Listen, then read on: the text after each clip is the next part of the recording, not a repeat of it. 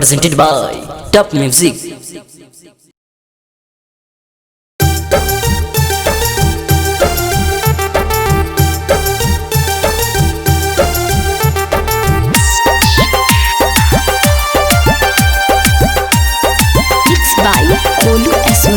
सखी भतरा के कोयल बह जाता, सखी भतरा के कोयल बह जाता, हमरा यारवा के कोयल रह जाता, सखी भतरा के कोयल बह जाता।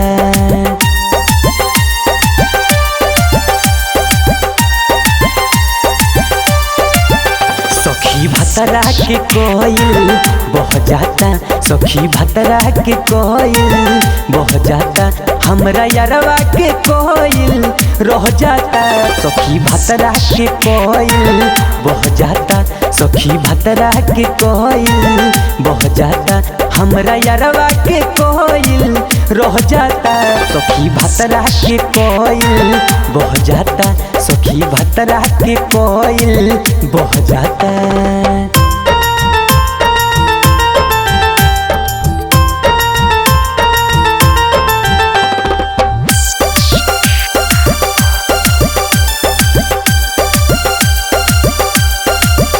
सारा कोयल धोई यार के हो, सखी खाली भतार मोर नाम के हो, सारा कोयल धोई यार के हो, सखी खाली भतार मोर नाम के हो।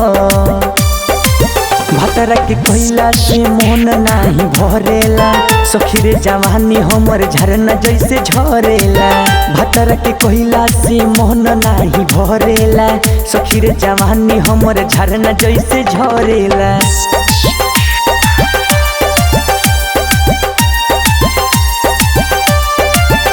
सारा जिंदगी के सुख अब मिल जाता, सारा जिंदगी के सुख अब मिल जाता, सखी अरवे के कोयल रह जाता, सखी भतरा के कोयल बह जाता, सखी भतरा के कोयल बह जाता, सखी अरवे के कोयल रह जाता, सखी भतरा के कोयल बह जाता, सखी भतरा के कोयल बह जाता।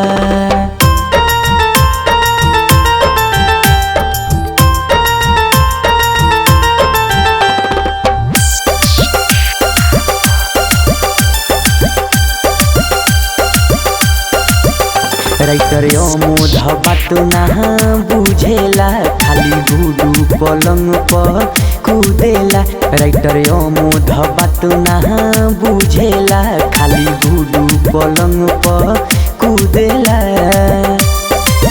रंजित राहिया मिलल बा सुपर हो, एकरे से बढ़ल हमरा चोलिया के भूफर हो, रंजित राहिया मिलल बा सुपर हो, एकरे से बढ़ल हमरा चोलिया के भूफर हो।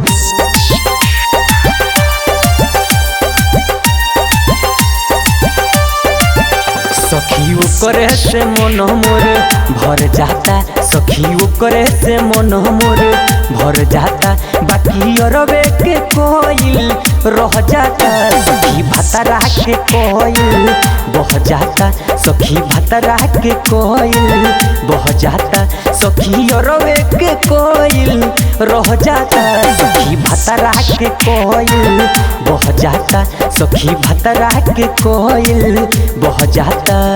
ATR Music by Sekhwa।